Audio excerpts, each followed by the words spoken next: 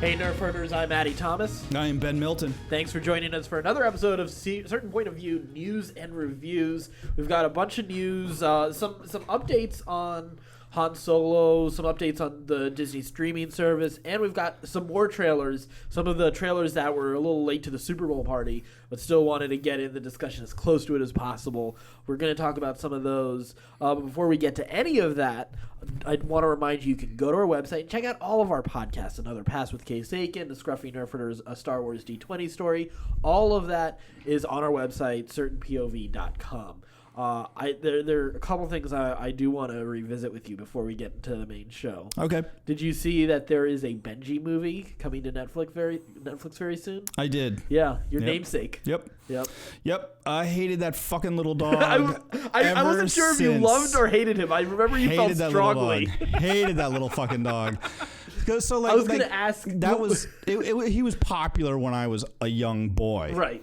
And so I got a lot of, Benji teasing and jokes and stuff like that when I was a young kid, and I didn't like it then. So I don't have a lot of love in my heart for that fucking little stupid mud of a dog. Well, clearly, because I was going to ask, because I remember, I forgot what episode it was, when someone asked you which Star Wars character did you identify with first, and it was Chewie. Yeah. I was wondering if Benji was your first. No, I'm more of a Rin Tin Tin. I expect to be shot at any moment.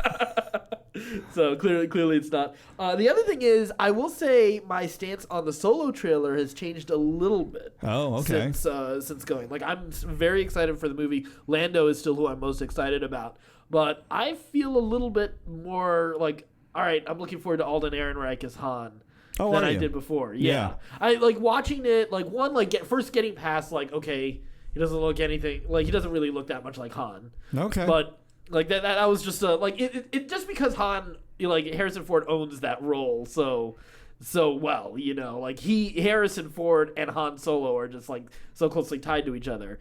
But there was, a little bit of nuance there's that one moment in the trailer towards the end when him and Kira are talking, and I think Kira asks, I know, I know who you are, and he has this sort of, nervous look, but there's a little bit of nuance in that moment. I was like, okay, there's a lot more to this than his performance that I'm expecting. I think added on that, compounding on that, was the whole, rumors of, the acting coach that they had to hire. Yeah. So I think it's hard to separate it all from the news, but just looking at that trailer for itself, I'm a little bit more excited about. So here's my question, and my question about the acting coach is why it was brought in. Is it because he doesn't know how to act, or was it because he was just trying too hard to do a Harrison Ford impersonation? Well, here's the thing, and I don't remember where along the process the acting coach was hired and who wanted it.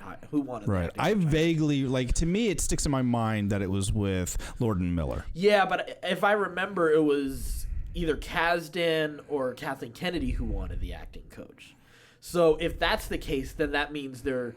But I thought that was to appease Lord and Miller. And see, that's where this all gets so messed up. Yeah, and I don't remember what all the details were and what all the rumors were. Because I do remember Lord and Miller had the more Ace Ventura type, Jim Carrey type performance that they wanted out of him. So, if that's that was the thing, we got in that huge argument about this movie, and about those guys being fired, and I think that a lot of that stemmed from the idea of not that argument, but I remember in that argument, we were really hotly debating about the type of performances and the type of movie that they were trying to create, and that who knew what and what was to be expected and what they wanted. I feel it's in my mind, and I could be completely wrong, and I'm sure somebody will correct me, that it was Lord and Miller wanted this very zany, silly movie. That's right. Yeah. And Kathleen Kennedy and Kasdan were trying to appease that, trying to save the movie, and so they were giving them these pieces to help them along the way. And it eventually, they just got so far off the rails that that Kathleen Kennedy was like, okay, we got to go a different direction to save this film. I think that seems to have been implied a lot by a lot of the rumors. And I could be completely wrong, but that's how it played out in my mind as I'm looking back on it. Now, look, it was different visions, and I think there was definitely a more comedy oriented. Whereas clearly the Ron Howard version is a lot more dramatic. but still fun. Yeah. There's going to be humor in it. I don't think you could do sort of the adventure scoundrel heist type of story. You can have a Han Solo, Chewbacca, Lando movie without a little fun in it. Exactly. Like it's going to have a lot of fun in it. Yeah. That's one of the things that people have said about this movie is that it's a lot of fun. Yeah. And I think that's really what you want out of this type of movie. It doesn't have to be silly. It has to be fun. Right. It has to be exciting and fun and a scoundrel-esque movie. Yeah. So I think we're going to get that. I don't know. I read a piece, an old Huffington Post piece, interviewing Chris Hardwick today that I had bookmarked, and it was like, why is Chris Hardwick always so damn positive about everything? And it rang true to me. Like his point was like, you can find cynicism and you can find negativity online and in nerd culture without looking for it. He's like, he's like, if you want to, he's like, I thought if I wanted to step outside of that and get beyond that, like to look and find the positive and look and find the wonder in everything. And that's kind of like this year for me, as far as like the podcast goes and nerd culture goes, is like me, like really trying to get outside of that cynicism mode of like, I bet this is going to suck. I've already seen this before. Alden Ehrenreich doesn't look like Harrison Ford. I bet he is a can act, and just be like, hey, let's see. Let's wait and see. I think it might be a great movie. It might not be a great movie, but let's give it a chance. Somebody asked me how I thought Black Panther was going to do, and I was like, I don't know. It might be great. Yeah. Like they're like, I don't know, man. I'm really skeptical about like all of the reviews. It's already like a whole lot of like praise. I don't know. Like it seems a little politically motivated, blah, blah, blah. I was like, I don't know. It might be great. Let's go and see and find out. Right. It could be a great movie. Let's hope so. Like that would be the best thing. Yeah. I think for the most part, I've tried to go in that direction, but every now and then it's easy to fall. It's easy to slip back into like, oh, these motherfuckers don't know what they're doing. Goddamn, another Superman movie? Really? Like this isn't what we need. And so it's just me personally. I'm trying like really hard this year to look and find the positive in all this great nerd culture that we're going, because I want to keep it going, because I feel like if we get too negative about it and we get too shitty about it, they're gonna be like, you know what, this isn't worth it. Fuck it. Right. Like, let's not make it anymore. Let's go. Let's go back to making mob movies all the time, and which is fine. Yeah, I like a mob movie. Good mob movies. Some great mob movies. Some of the best movies ever been mob movies. But I really want to keep the nerd thing going for as long as we can, because I feel like we're getting to a point now where it's getting cool to kind of bash nerds again. Yeah. And I remember going back to me growing up, bringing it back to Benji, growing up in that time as a nerd. Like it was okay to beat up a nerd. Yeah. It was okay. Oh, you read a comic book? I'll beat your ass, dummy. Yeah. Like that was okay. That was a thing. It wasn't just in movies. It really happened. You got stuffed in lockers and all that stuff. That was a real thing. And bullying was a real thing. And I'm afraid that if we don't protect this culture that we have now and this zeitgeist that we have now, that the pendulum can easily swing the other direction, and we can start bullying each other and start being mean to each other, and all this negative stuff can come back. And we've seen it in politics, we've seen it in culture. It can happen. We need to be protective of it. So let's get into the news for today. We have more details on the Disney streaming service, the over-the-top platform whose the price point wasn't mentioned yet. Will start with the domestic service only in the fall of 2019 and then expand overseas. There will be no R-rated films, and the programming will be consistent with the Disney brand.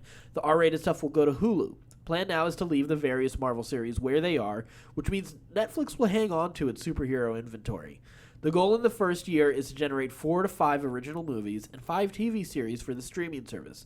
The latter will cost between $25 to $35 million for 10 episodes, but an exceptionally ambitious series could have a budget cap of $100 million for that 10-episode season. Priority development projects include 3 Men and a Baby, Sword in the Stone, and Timmy Failure.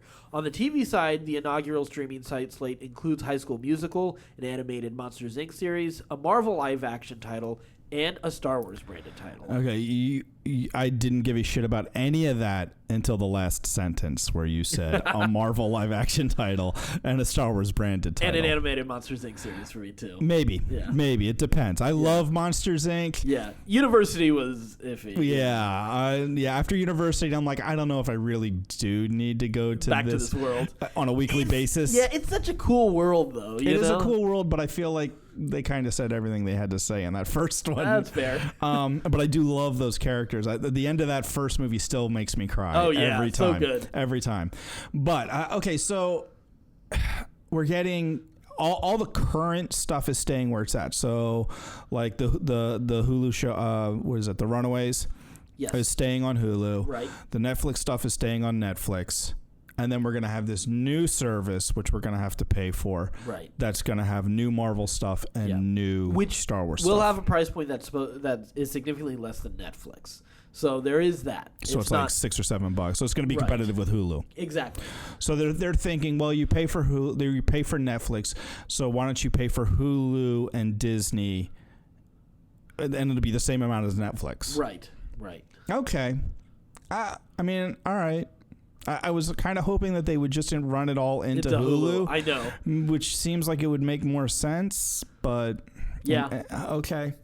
I guess they want to brand it as their own and have complete control over it. Yeah, I think that's sort of the deal, especially because they are very careful about the Disney brand. Well, I can also imagine that there's FTC issues involved too. Oh yeah. With the other studios that own Hulu. Yeah. Seems like that could become a conflict of interest real quickly. Well, I mean, but they've already said that their R-rated content is going to go to Hulu. Yeah, but if you put all your Disney stuff on Hulu, what does that mean as far as what the other studios can put on Hulu? You know what I mean? Like it. Yeah, I guess, but I mean, I feel like that's more of a deal, like, because they make those deals now as it is. With those they make those deals. They can make as many deals as they want, but then when the government decides to take a look at those deals, that's true. That's where it gets sketchy. Yeah. So I think they probably realistically have to have their own service. As I think about it, and I'm just like spitballing, and I could be completely full of shit too. Yeah. But I feel like they probably have to in order to appease the government on this too. Sure. Solo director Ron Howard and Lucasfilm president Kathleen Kennedy recounted Lucas's involvement with the standalone story in a recent interview with Entertainment Weekly, along with a fantastic anecdote from Howard that takes fans back to the set of American Graffiti and goes behind the scenes to shed light on Lucas's earliest musings about Star Wars. The Oscar-winning director also spoke about how Lucas, whom he describes as a big brother and mentor, paid a visit to the Solo set and ended up shaping a small scene. Details on that scene were kept quiet, but we do know that it takes place on the Millennium Falcon and includes some of Lucas's suggestions. Here's what Howard had to say about Lucas dropping by the set.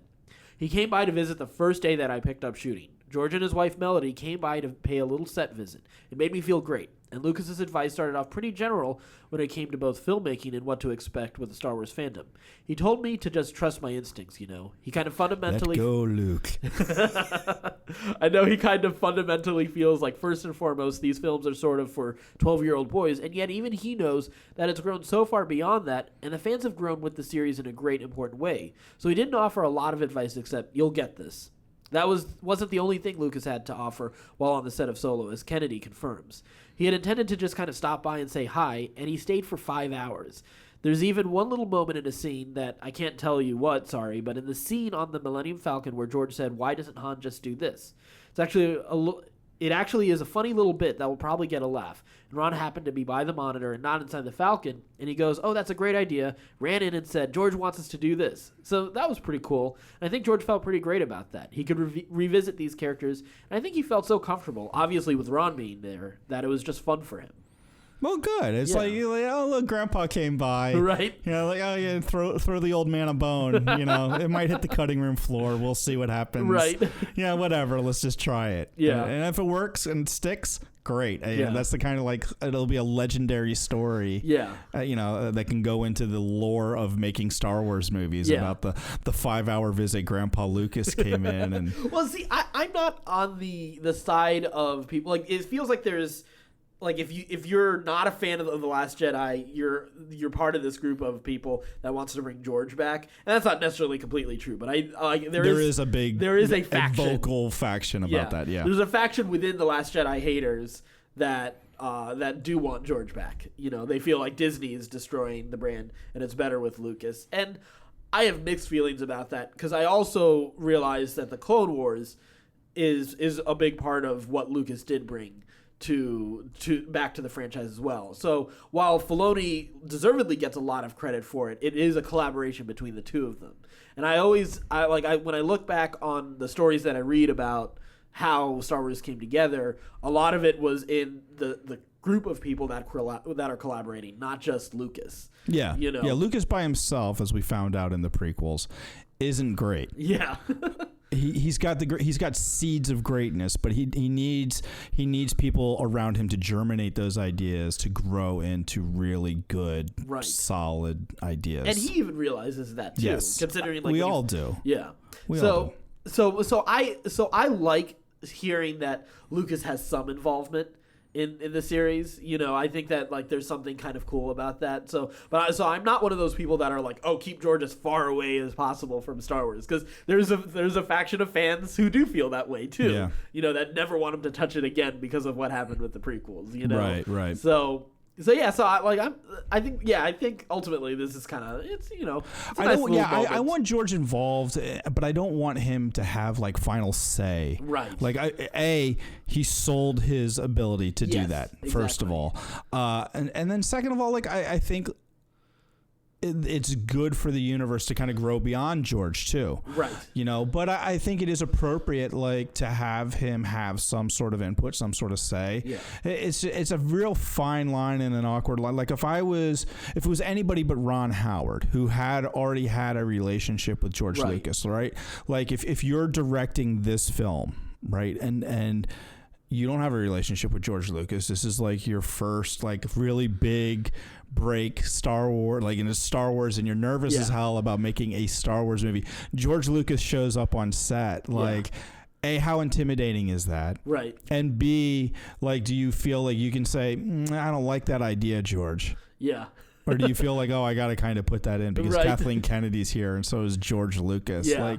If it was anybody else, I think that would be a really difficult situation to be in, and to not come off like an arrogant dick and be like, George, that's kind of a dumb idea. Yeah. Or just roll, or do you have to just kind of roll your eyes and be like, oh, okay, I guess we'll do it. Let's do it. Yeah, and I agree with you. I think it is because it's Ron Howard and they are friends. He directed him in American Graffiti and in Willow. Yeah. So, they already have a pre-existing relationship.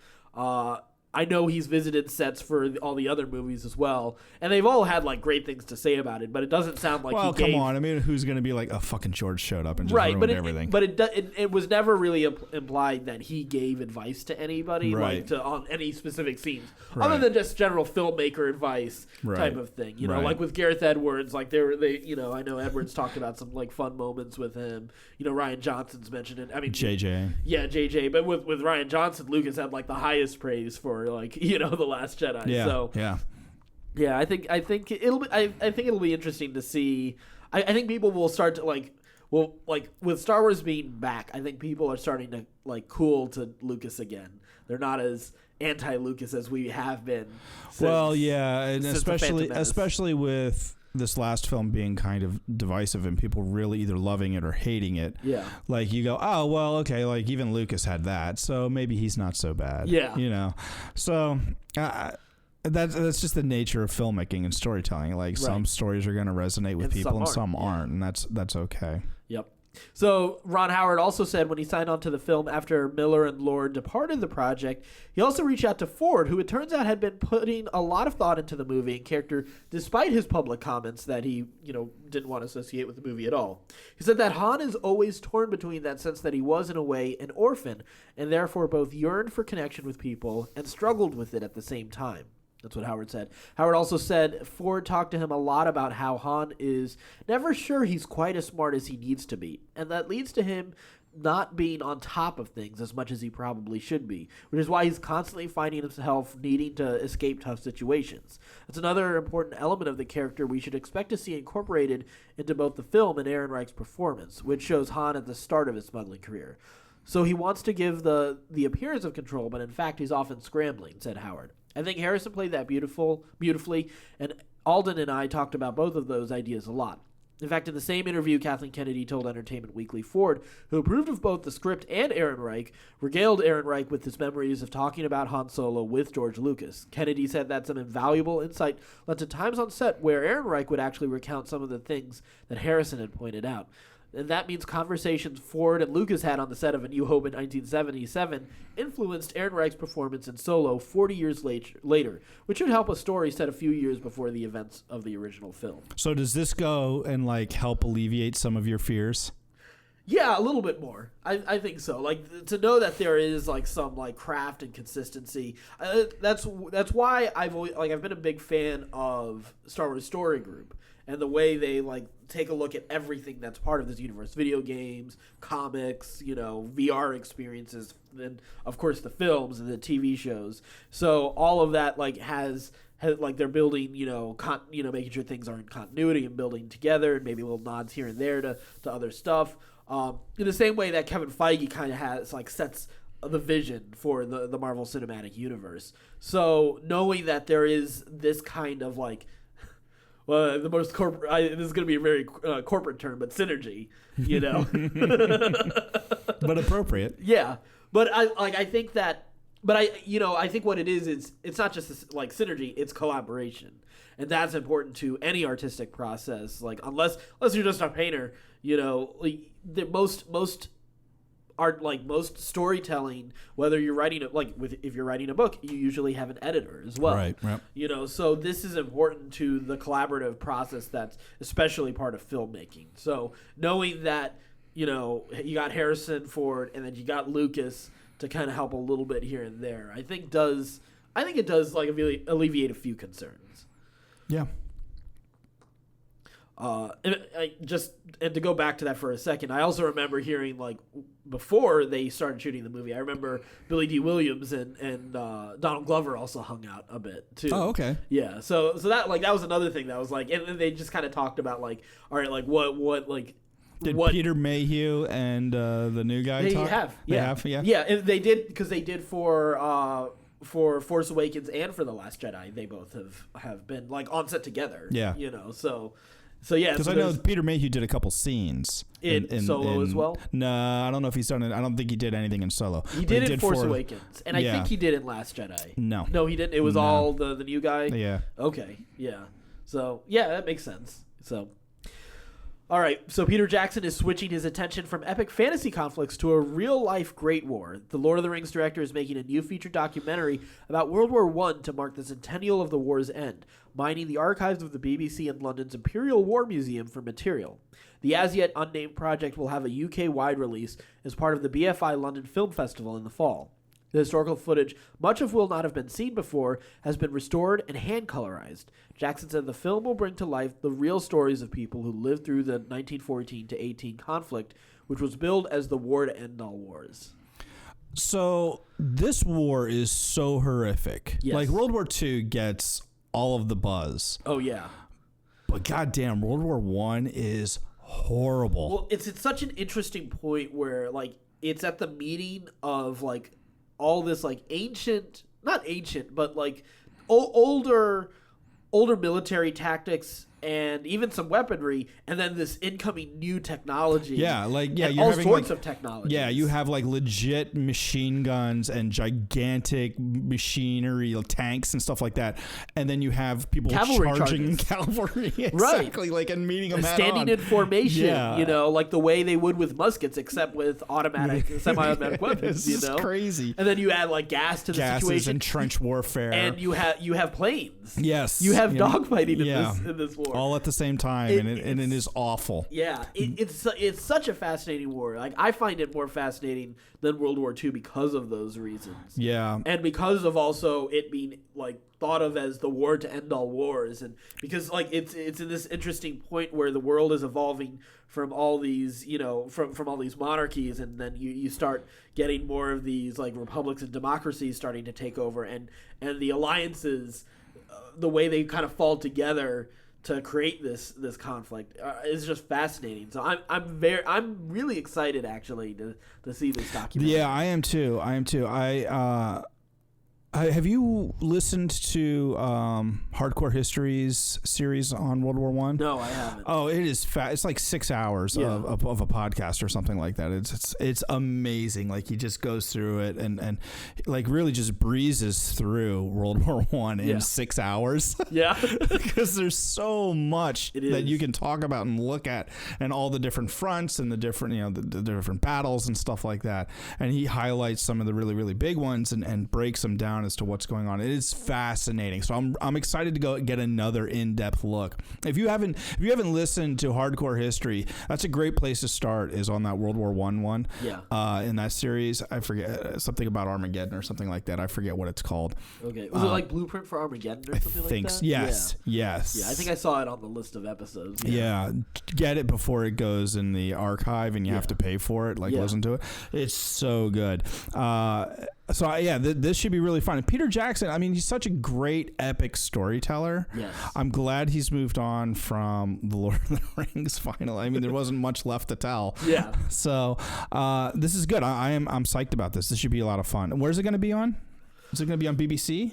Well, I think we'll. Or is it going to be is it going to be a this film part release? Of film festival, and I think, but it says a feature straight documentary. to Netflix. It's a feature documentary, so I do have a feeling it will make it to some theaters, like in very limited release. Maybe AFI. Yeah, something like that. So I mean, if I can use MoviePass. Yeah. Right. Yeah. For however long that thing stays active. Right. So Joaquin Phoenix is in talks to play the Clown Prince of Crime in Warner Brothers and Todd Phillips' untitled Joker origin movie. Todd Phillips, of course, is the guy who directed the Hangover movies. I think wrote and directed, if I remember. While studio negotiations are not yet underway, Phillips has made it clear that Phoenix is the top choice to star, and sources now tell Variety that after thinking it over, Phoenix has agreed to the role. Warner Brothers has had no comment, and Phillips is on board to co-write and direct the movie. Phillips had met with Phoenix before the new year and was just waiting for the studio's go-ahead, sources say. Okay, interesting choice. I don't know that I'm ready for a standalone Joker movie. Yeah, I'm not either. Like, I don't have a problem with Phoenix playing the movie. No, I think he's a great choice. Yeah, like his like Commodus and Gladiator like sounds like, oh yeah, that works like. That's... Or what was the movie he did where he was the Scientology movie where he played like the crazy guy that worked for I don't think I've seen that. Oh, it's fantastic. Like he plays a guy who's like kind of mentally unhinged and easily duped by the Scientology, I forget, L. Ron Hubbard. Yeah. And so I mean he plays disturbed really, really well. Oh, yeah. Like this is great casting. I just don't know that I want a Joker movie. I'm just Jokered out at this point. Like I don't. I'm Jokered and Batman and Superman'd out right now. I'm fine with more Batman, especially because Matt Reeves is doing the next Batman movie, the guy who did the Planet of the Apes movies. Yeah. And he's talked about it being a noir detective film. That has me interested. Right. So, like, But don't put the Joker or Penguin in it, right? Right. Well, Penguin maybe. But like, we haven't had Gotham. We got the Gotham Penguin's pretty good. Yeah, I guess that's true. And, I mean, like, the last movie Penguin we had was, of course, Burton's. Yeah. Return. So it's been a while, I guess, for Penguin. I guess you could do Penguin. I don't want Poison Ivy. Poison Ivy's too easily political. Yeah. I don't want that. I think you need someone who fits a noir movie. So I think honestly, you need to go back Mob. Falcone. Yeah, Mob or like a serial killer type like Clayface. Calendar Man. Actually, Clayface could actually do really would be really cool. Like that could create a really cool movie. So I mean I'm down for Clayface. You know who I would love to see play Clayface? Who? And this is going to sound completely crazy when I first say it. Jim Carrey. Have you seen Jim Carrey recently? No, but I could. I know what Jim you're Carrey in Coffee and Cars. Exactly. With the beard, and he's like really introspective. But still a little bit zany. Yeah, still willing to do the body humor and be different people. Have you seen the documentary of him? Andy Kaufman? Yes. No, I have not seen it. It is amazing. It is like just a step down below the actual movie. Yeah. It is fascinating to see how he just completely turned himself over to that character and was that person. Yeah. Like even his even Andy Kaufman's family members were like, "No, this is Andy.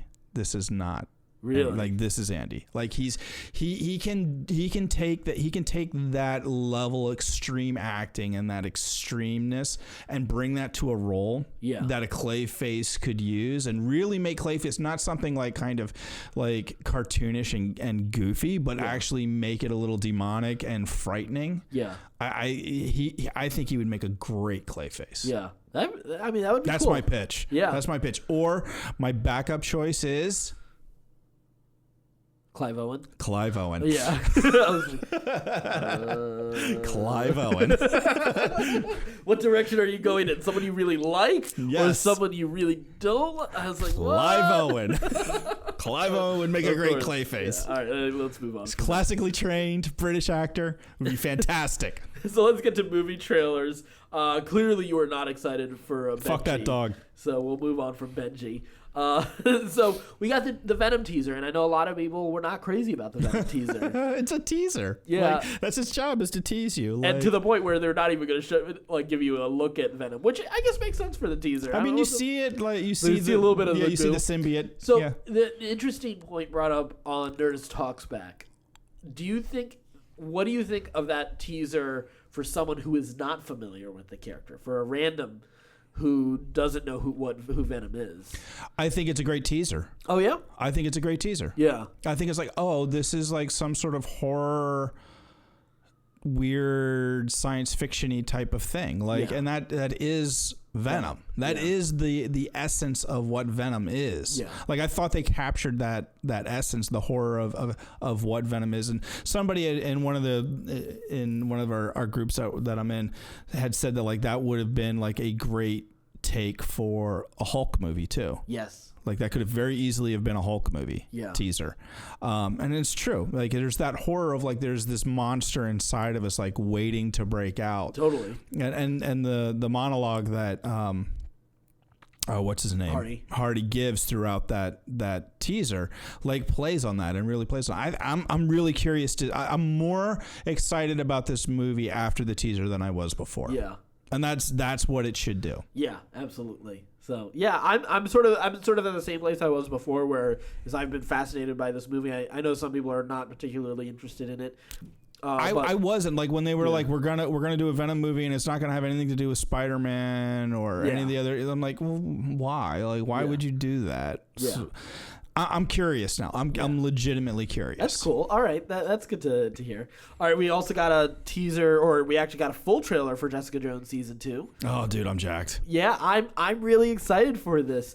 It seems a little bit different. No, I guess not that different from season 1, but I do like that she's still not like a hero. Yep. She's still not conformed to that. Like, all right, let's I'm gonna put on a pair of tights and go save people. But I'm just as fascinated by the people around her in the series. Yeah. It's interesting that season 2 we're going to find out about her origin and the stories of the people, around that. But I'm also very interested to see, Patsy, sort of how she plays a role in all of this. Yep. So wanting to be a sidekick for Jessica, but the reasons she wants to be a sidekick are very it's a little bit refreshing for the motivation for a sidekick, rather than to be like, oh gosh, gee Willie, you're such a cool guy, I want to be your sidekick. Like, this is more of like a supporting friend who wants to make sure Jessica doesn't lose who she is. Yeah.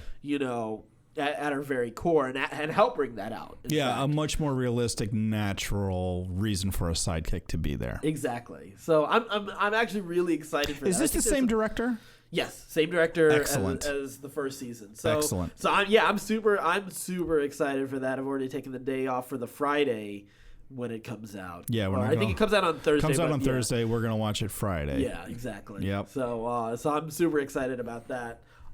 Then we got an absolutely amazing trailer for Deadpool 2. What do you think of that? I love it. I'm so excited for this movie. This looks so good. There's so many like little Easter eggs already like sprinkled in. Yeah, the Infinity Stones. Like, I've got the stones. The stones one, and then there's a scene, Disney reference with Woody. Yeah, and then there's the scene where Deadpool's wearing the same shirt as Chunk from Goonies. I mean, it's gonna be amazing. Like, I laugh like an idiot every time at the end of that trailer when I forget what the blind woman's character's name is. He moves the gun. She is fantastic. This is going to be amazing. Domino looks incredible. Right? I saw Nerdist did a breakdown of who they thought like all the different heroes were for X-Force, and it sounds amazing. Yeah. I mean, it'd be cool if they launch X-Force out of this. Yeah. Like if they are already working with Drew Goddard and that's the team for X-Force. Yeah. I would be so psyched. Oh yeah, yeah. This would be this could be really, really amazing. Yeah. I think it's going to be fantastic. When is it coming out? May 15th. Oh, it's so far away. And here's the thing. That's right in the smack dab middle of like super hype, because beginning of May we have Infinity War. Then middle of May we got Deadpool, and then end of May we got Star Wars. We got Solo. Oh my God. Which May of these is gonna be insane. Right? I mean, like right now, like February is about to be crazy because we've got who's gonna win the Fantasy Movie League in May? Like we should do some sort of giveaways in May. If you can make it work in May, you deserve something special. Whoever like comes in the highest rankings for May. I think that sounds good. Let's do that. Yeah, because that's going to be a crazy month, right? I mean, God, those are huge movies. It's crazy though. Like this year, there's a lot of really insane movies coming out this year. I mean, first off, we got Black Panther coming out like next week. Yep, which we're gonna go see Monday. Yep. And we got Rebel Season 4 coming soon behind that. The Tick is finishing up Season 1. And The Walking Dead returns. So, like, that's February. March is a little underrated. It's not as crazy as some of the other months. But there are two things I'm excited about in March. We got Jessica Jones, and I'm super excited about Pacific Rim. Yes, you are. Yes, you are. We also have Ready Player One, which is probably going to be a huge hit. It probably is, yeah. A Wrinkle in Time, I mean, I think it's going to be good. Yeah. I remember loving that book as a kid. I couldn't tell you one thing that it's about. But I know I've read that book like three times. That's the only reason I don't. It's not really on my radar. But I know, like, it's a really good story. Like, even Jenny was like, "Oh, a wrinkle." Like, we were watching the Olympics last night, and the trailer came on, and she was like, "What? Like the kids' book?" She was like, "That's a great book." I'm like, "I know, Jenny." She was like, "Oh, I'm gonna go see that." I'm like, "All right, well, if Jenny wants to go see a movie, right? Like, it's gonna do well." Yeah, but man, I cannot wait. You got Rampage and oh goodness, I'm just looking at the list for August. I mean April. Yeah. Rampage, Super Troopers 2. Yep. Come on. Yeah. It's a crazy year altogether. Avengers, Solo, Deadpool, Ocean's 8. Seriously? Yeah, Ocean's 8's coming out. They actually got the gang back together for that? No, it's the one. It's a new one. Oh, is it all chick cast? Yeah. Oh. I'm sure it'll be supposedly great. Like people have said that one looks a little bit more like better than Ghostbusters. Yeah. That's because that's what we're all thinking, right? Yeah, we're all like thinking, oh shit, Ghostbusters again. We're doing this. All right. Incredibles 2. I'm super. Yeah, that's gonna be fun. Jurassic World. Who gives a shit? I might still go see it. I'll go see it, but who gives a shit? Yeah. Ant-Man and the Wasp. I'm super jacked for that one. Hotel Transylvania 3. I'm not mad about, but it's one of the lesser. I'll wait for it on Netflix, to be honest with you. Yeah, I mean, I got MoviePass, so maybe I'll go. I don't know. Maybe, yeah, if I can fit it into my schedule. Right, but yeah, I mean, there's tons. And that's just the first half of the year. Exactly. It's ridiculous. So, anyway, so let's we'll wrap this up with the TV shows. So we'll come back around to this first one that I listed there, Supergirl. A few more developments. Story's fine. A little bit more of a filler episode. We're moving on to like other characters who are like possessed by this dark Kryptonian god. So she's facing a few more challenges and getting to know a little bit more of it. But it's how still, many Kryptonian gods are? Did they have a whole pantheon, or were they? So far, we know of 2 at this point. We know of Ra, which is definitely the sun god. Okay. And then this other one, who I forgot its name already. So all right, well, yeah. It's all right, whatever. cool. Yeah. Flash, we had a new episode. Yeah, Barry's out of jail. Yep. That was the best development. Well, okay, so here's the thing about this episode of Flash. Yeah. I actually really liked the girl villain, the good luck, bad luck girl villain. Yes. I liked her a lot. I did too. So I was devastated when she died. devastated, where I was like, no, save her, Barry. Yeah, I couldn't believe that they made me care about that character. I know, because she was so dumb, and her voice is so squeaky and high and annoying, and I loved her. Yeah, I did loved too. her. I did too. Devastated when she died. I was shocked at myself when it happened, where I was like, oh, they're going in slow mo. Oh my God. No. They're going to kill her, and I care. Right? What is going on? I thought this season wasn't really anything I cared about. That's the thing about The Flash. There's moments where they're just kind of going through the motions, but then there are moments where they'll suddenly make you care. And that's even during some of the rough seasons. Like, they've done that well. I think that's one of the strong things with this show is they've got a number of good characters in the pantheon of characters that they have on this show that do make you care. Barry does a great job of that. Cisco does a great job of that, and Joe West. And it used to be that what's his face? The guy who played Henry Allen was also a big part of that too. Yeah. But I mean, it makes sense that you gotta let someone go over time. They got too many people on that show, as it is. I liked the episode. It's not the strongest episode, but it is an interesting dynamic with that kind of developed with the Thinker and his wife. Yes, the Thinker's motivations are sketchy to me at this point in time. Like, why take that body? Yeah. If Barry knows that that's the body that he's taking. Yeah. Like, it doesn't really serve any purpose to switch that body. Right. Yeah, why not stick Other than to be like, oh, we're going to get some hot chick on chick action back at home. And that was what I was thinking, too. I was like, oh, this is going to be awkward when she tries to kiss her. Right. You know? And they played with it. They didn't go real far with it. Yeah. You can see the undoing of the Thinker, being laid out very clearly. Yeah, his arrogance through this season. And then you also have the idea that Joe West's girlfriend could have a role in it too. Is definitely going to have a role in it. Yeah, I know. Like, it's so obvious. So it's a fairly well telegraphed season. Yeah. Let's just say that. Like, it went from I'm not sure exactly where we're going with this. Now we're starting to see elements. This is where this is going. Well, let's see if they throw some wrenches in that. Yeah. Misdirect us. Yeah, we'll see. And the show has done it before, so we'll see. Arrow, we had an end to Michael Emerson's character's that's arc. Too bad. Yeah, well, but it was a good I thought it was a good compelling end. They kind of shed light on his background and his motivation, and then they killed him. Yeah, pretty much. So have a new mobster take over Star City through sort of taking out a lot of key players. So now that he has his guys sort of his claws kind of in Star City now, and sort of have weaken Star City enough to have the mob take over again. So it's we're kind of resetting the status quo to season 1 a little bit with that kind of shift. But I thought it was I have mixed feelings on that because these are the kind of villains that are appropriate. Yeah, for Arrow. So, but at the same time, I'm like, I've already seen it. Yeah, I'm trying to see what is he gonna provide that's gonna really be a real challenge from Slade and Merlin. Yeah. So, I mean, I guess season 1 did go to Merlin pretty quick. They did move from the mob. And then they never really focused in on the mob. The mob was there, but then Merlin. But they're just henchmen. Yeah, is really how it came off as. Maybe the mob being the primary villain, is sort of it will be an interesting. Are they still doing flashbacks? No, they're done with flashbacks. Oh, that's which good. that is very nice that they're done with it. That's one thing I do enjoy about this season because last season's flashbacks were awful, even though it was Dolph Lundgren.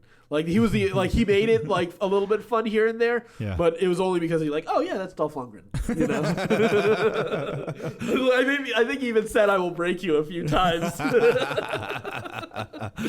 That's one thing I do like about the CW shows is they're not afraid to be a little tongue in cheek. Oh yeah, and totally. And a little campy. Which is why I'm looking forward to Legends of Tomorrow coming back this week. Yeah, I missed that. Yeah. But it's back this week. I need that again. I need Brandon Routh making Superman references again. Yes. Yes. So let's swing back around to obviously the newest of the CW shows, Black Lightning. Black Lightning. I love this show. The show's so good. And now it's going into a little bit more crazy territory. We had some like weird like resurrection of some bloods. Like, what was that? I have no idea what she was doing. But it was so intimidating to see her just digging around in that chick's intestines. Yeah, traditionally that thing is a suction thing for an embalmer to be sucking the fluid out of a body. Right. So she's making some sort of zombie. Yeah. Right. Like and I don't know. Not what I expected from Black Lightning. I was like, wait, what? Yeah, we're bringing dead people into this. Okay, interesting. Sure. Like, you know what? Just keep this on its own for a while. Like, let's just keep it there. Yeah, it's so good right now. Yeah, really I like Tobias Whale too. I think he's a good villain. I do too. I also like who's the Italian guy who helps Black Lightning. I forget his name. But I like him too, and like Henry? but how he's like kind of like hiding things. Yeah, which is like, okay, I'm gonna be interested to see where this goes. Where's that motivation, and why is he doing some of the things he's doing? Clearly hiding that Tobias Whale is alive, and he's hidden that Black Lightning's daughter has powers. Yeah, I was trying to figure out, okay, like what real purpose does he have in right, that, yeah, where's the motivation for this coming from? You know, it doesn't feel like he's protecting. Right, but at the same time, you don't really get that sense that he's out to hurt. It's unclear. It's unclear. It's a good mystery. It's a very good mystery that keeps me coming back for more. Yeah. The show's great. The show was really good. They got to change that goddamn outfit, but I'm okay with it. Season 2. I've totally accepted it as blaxploitation. I'm like, this totally works. You know, this is Black Dynamite. I don't mind that. It's just Superfly, man. It looks so awful. It's Superfly. So awful. It's so dumb. Looks so dumb. He's coming to AwesomeCon. Yeah, I saw that. I kind of want to go and see him and be like, dude, what are they doing with that outfit? Like, what are you doing with that outfit? Because that thing is ridiculous. And can you spend a little on the budget so that we can see the effect of the lightning shield over his face? Oh, right. So we can't tell who. I want to know what that actually looks like. Yeah, it would be cool if they did that. Yeah. So, all right. So, we also had, I guess, sort of a. Well, we're on a 2-week break. Yeah, we had a 2-week break. We're in the middle of a 2 or something week break for Agents of S.H.I.E.L.D. I think it might be more than that. It's longer than that. I think it's a full month. Yeah. But we didn't talk about Agents of S.H.I.E.L.D. last week, and this is sort of like a little bit of a mid-season finale, break, I guess. Yeah. What do you think of the episode? Interesting. Yeah. They tied some strings up. We're going back to the future, Marty. I don't know. I didn't love it. I didn't hate it. Yeah. Some interesting revelations with Coulson. Yeah. But okay. Does it feel like the show's wrapping up? Yeah. Yeah. Yeah, like it feels like it has to, right? Well, it has to. And, they were doing they did the whole big Marvel get together with everybody who's been in the Marvel, key parts of the Marvel movie, and Coulson wasn't in there. Right. Because he was shooting Agents of S.H.I.E.L.D. Oh, yeah. And it was like a really big deal that he be there to shoot Agents of S.H.I.E.L.D. or whatever. I think they're wrapping it up. Yeah, I think it feels like they've told all the story they have. At the point where you take them out to space, it does kind of like... Yeah. Yeah. So, and I mean, maybe it'll make way for the new live action on the Disney streaming channel. service. Yeah. So... we'll see how that plays out. But it's never been a ratings monster on ABC, so I can imagine that ABC is anxious to let that show go and try something else that might get better ratings. Yeah, I think ABC. I don't think ABC is quite the place for Marvel. It just hasn't. I don't know that. Do you feel like a Disney streaming service is? I think it's on the G side though. It's not on Hulu. Like it's going to be on the family safe side. Yeah, but that's fine for Agents of S.H.I.E.L.D. has always been in that territory. Yeah, but I mean we're not getting Agents of S.H.I.E.L.D. We're going to get a new show. Right. But it's going to be of the same vein. Yeah, so I think that'd be fine on the Disney streaming service. It's still what you'd kind of expect for like network TV for prime time. I imagine is what we'll get on the. Get more of like. Do you feel it'll be more Agents of S.H.I.E.L.D. or more Runaways? I think more Agents of S.H.I.E.L.D. I don't think it'll be as skew as young as Runaways does. I do think it'll be more general audience because I mean, it's not like this Disney streaming service is just for kids. Like, we're still getting Star Wars content on this. We're still getting, like, I mean, you got to remember Pirates of the Caribbean is part of that. You know, for some of the franchises their own. So like, it's up to PG-13. It's only R-rated stuff that won't make it onto the service, but the PG-13 material will still be there. Okay. So, because I mean, most of the Marvel MCU movies are PG-13, so I think those will find a home here, and any of that kind of content would. So okay. I think there's some good stuff that'll make it there. So yeah, that's it for our week in TV. Don't forget to let us know what you think of any of these shows, any of these teasers, anything we missed, the Disney streaming service. What are your expectations for Solo? Like, are you getting excited about it yet? What do you think of Alden Ehrenreich? What are your thoughts on Lucas's involvement with Star Wars? Let us know. You can go to any of our social media. It's all on our website, certainpov.com. And until next time, stay scruffy, my nerf herders.